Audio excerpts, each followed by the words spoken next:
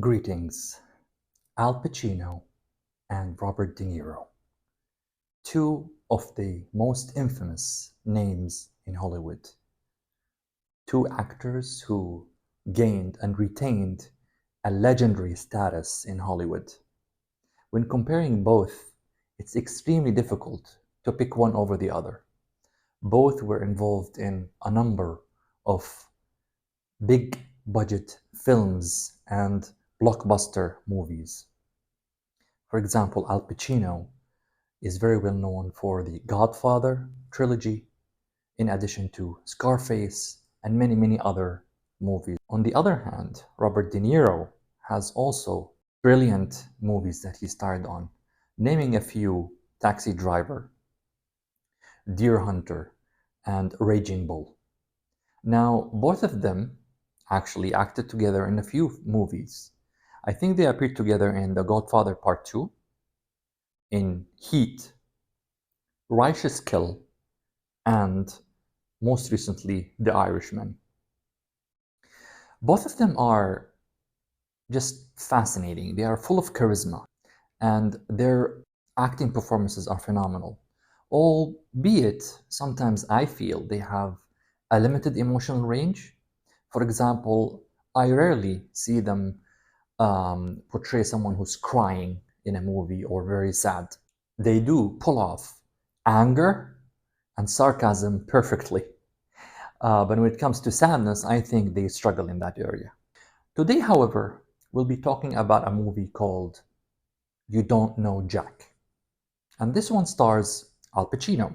The movie actually is based on a true story of a pathologist and a scientist named Jack Kevorkian. He was an American, and in the late 80s and early 90s, he was advocate of euthanasia. He called himself Dr. Death, or the media actually recognized him as Dr. Death, and he was involved in many of a terminally ill patient's assisted suicide. So basically, he published an ad on the newspapers that he could be willing to be consulted with patient regarding death. He later started to actually get involved in the United States in physician-assisted suicide. And he started by assisting the suicide of one patient who were suffering from Alzheimer and of course wished to die, and he actually did that. Now, during the early to mid-90s, his cases and his story was a huge thing in the States, with people who were advocating it and others who were against it, saying, how does he have the right to do that, and whether or not it was legal. And I think it's a very, very interesting point, especially from a mental health point of view, when we come and talk about suicide, which is the bread and butter of us, the psychiatrists. Most often, those who have suicidal thoughts, attempt suicide, or even commit suicide do suffer from a mental illness, a mental disorder, whether it's psychosis or most commonly depression, substance abuse, whatever. There's always mental illness associated with the suicidal attempt. However, there's always a question that comes up. Can normal people, people who do not suffer from depression, think of suicide, attempt suicide, or even commit it? And that's a question that's quite baffling to many scientists and the world around, because again, could this happen? This is excluding certain cultural and religious beliefs that have, I think there are some religious beliefs that believe suicide is okay and it's fine, and those who commit it, I think, go to heaven. I'm not gonna get into that, but I'm talking about someone who just simply wants to die because he believes that he accomplished everything in life and he doesn't want to live anymore, without any signs and symptoms of depression. Could that happen? That is a question mark. Another question mark: someone with a terminal illness, someone with extreme pain or a chronic medical condition, for example, those who have paralysis or have aphasia and can't speak, or those who have chronic pain, they are terminally ill and there's no cure to their conditions. Are they entitled to commit suicide. And that's where the argument of Dr. Jack Kevorkian comes from. He believes that these individuals with terminal illnesses should have the right to decide that they want to terminate their lives because they can't live with this incurable disease any longer. So, do they have the right or not? Now, if you talk about this when it comes to law and generally speaking, around the world, governments, politicians, even individuals have different thoughts about these conditions. I think certain countries in Europe have already allowed euthanasia. If I'm not mistaken, Holland is one of those countries. However, the majority of countries still prohibit any type of physician-assisted suicide for the terminally ill.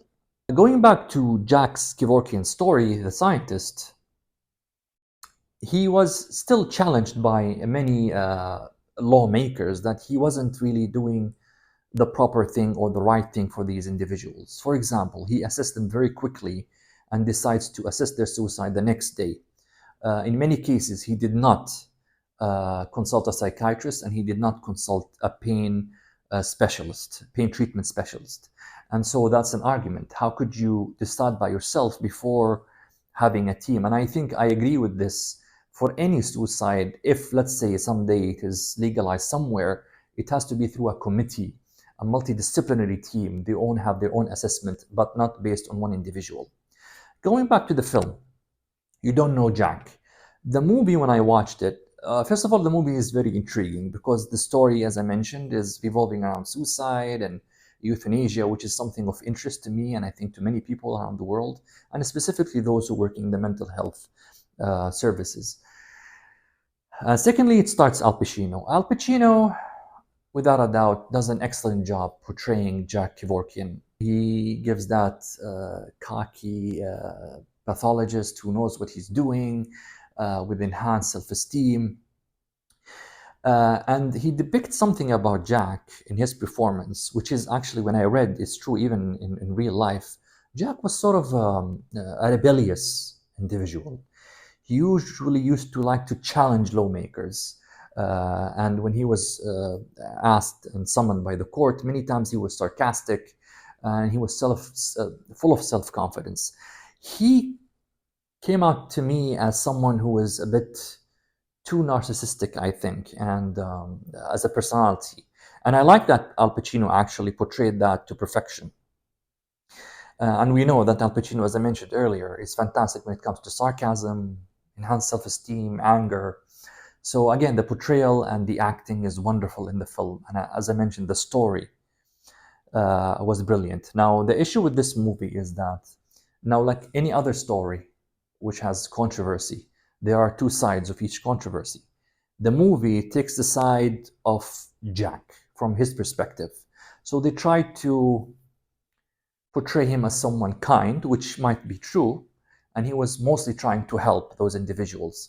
Now, again, we can help people in many ways, but you have to help them the proper way. Doing your assessment alone without consulting a psychiatrist and without consulting a pain specialist is wrong. In the movie, however, they do mention that he said that he consulted psychiatrists and he believes that those terminally ill patients don't have a psychiatric condition. In fact, in the movie, he mentions that one case of depression, clinically depressed patient, asked him to kill himself and he refused. So the movie is trying to favor Jack. They're trying to portray him in that very nice idea. Again, I don't know him.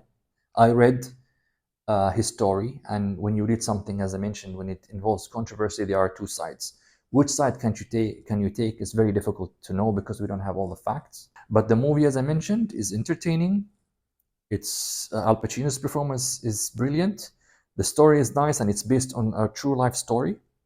And they follow what happened exactly to Dr. Jack Kevorkian and how he was actually later on convicted with second-degree murder in one of his assisted suicides. And the reason is he became so cocky that he went into public TV, he showed a video of the assisted suicide, and he dared the law authorities to find any issues for him to convict him. Again, why would you do that? If you are solely doing this to help people, why are you challenging the law authorities on TV? I think that was a little bit of a narcissism. Disobey it. You must disobey.